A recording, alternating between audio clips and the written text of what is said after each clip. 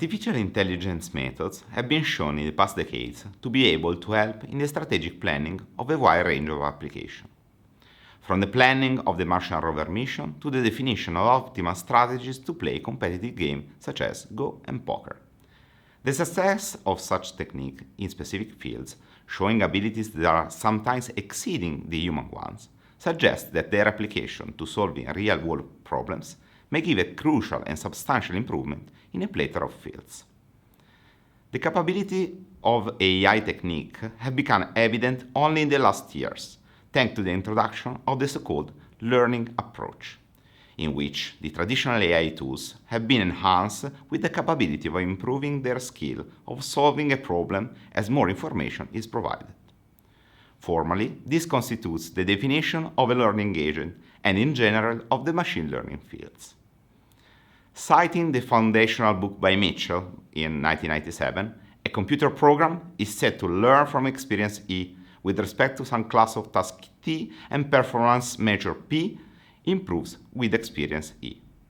In this definition, the focus should be given to the experience, i.e., the data coming from a specific process or setting, which is used to improve the capabilities to discriminate and decide by an automatic agent. This novel approach provides a great advantage in many different situations. For instance, when there is no human expert able to solve a specific problem, for instance in the DNA analysis. Also, when humans can perform the task but cannot explain how, for instance in the character recognition problem. Also, when the strategy to learn changes frequently, like in the predicting stock prices based on recent trading data. Also, when we need to have a customized solution for a large number of users, like in the recommendation of products. The application of such techniques in the environmental monitoring field, that we will see in this course, is about a novel approach to automatically set the parameter, for instance, sampling frequency and constraint of classical monitoring system. Let us focus on the specific task of data collection for water contaminant concentration analysis. This task involves the collection of samples and the following analysis of the water samples. Traditionally, the collection process has been performed either manually, for instance by a human operator who collects a water sample to be analyzed in a laboratory afterwards. Recently, in a wide range of settings, the manual approach has been substituted with online analyzers, which automatically collect samples at fixed frequency and use specific sensors that automatically communicate the measured value of the analyzed parameter to an external processing unit. Overall, the goal of this process is to provide accurate estimation of the measured parameter and identify those points, in time and space, where the measured parameter have the most extreme values. For instance, to identify the hours of the day when the concentration of a specific contaminant is maximum and therefore has a higher probability to approach or exceed the legal limit. Notice that commonly collecting and analyzing every single sample requires material, for instance some chemical, and time, and therefore keeping the number of samples as small as possible provides significant saving. Choosing how often and where to sample requires facing a dilemma. On the one hand, we would like to perform the least amount of measurement to save time and chemicals, while on the other hand, we would like to have the largest number of measurements as possible to have a more accurate evaluation of water contamination. This dilemma has been known as the exploration-exploitation dilemma in the online learning field. For instance, a problem in which one wants to balance the collection of the most accurate information with the exploration of the decision to identify the best option. In our case, we want to identify the most appropriate time over the days to sample, but at the same time to select as much as possible the optimal option over time. In particular, sequential decision processes like this one has been modeled as a multi-R bandit problem. Multi-R bandit problems are a class of algorithms that are able to learn the best option among a finite set by relying on the feedback obtained in the past and evolving over time according to this feedback. The name of the framework comes from the original problem solved. Find the best one-armed bandit slot machine in a casino.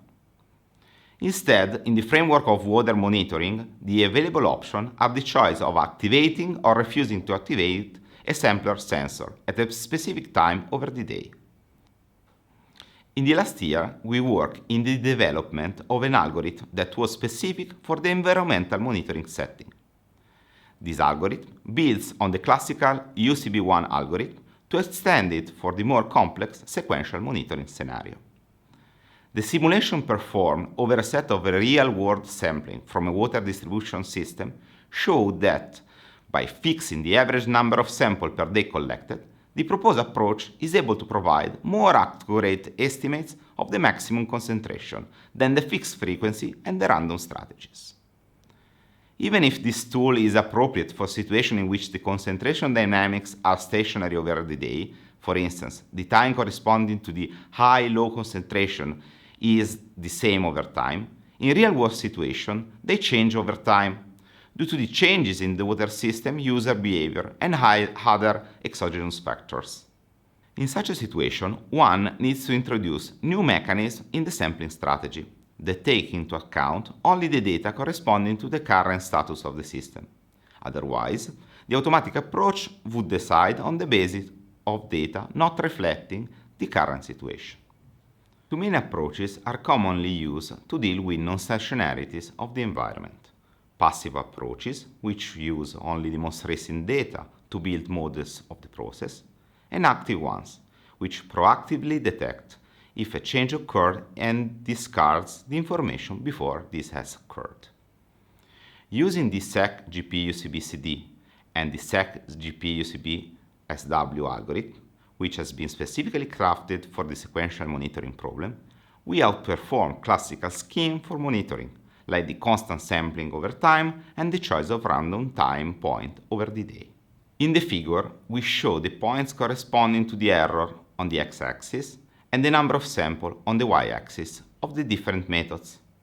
In this experiment, the two traditional sampling methods, in blue and green, are providing less accurate estimates even using a larger number of samples than the two map-based ones in red and orange. Even in this case, the two approaches are showing that they are more efficient in terms of sample and accuracy in the concentration estimation than traditional sampling approaches. In conclusion, we show how machine learning techniques can be applied to the environmental monitoring field to create smart sampling approaches. These techniques are able to provide a more reliable estimate of the water quality than traditional sampling methods, while at the same time having significant saving in terms of chemicals and time for processing samples. This is far from being the only application of such technique in this field. Indeed, this represents the first synergy between the two fields, which seems to provide promising outcomes in the next few years.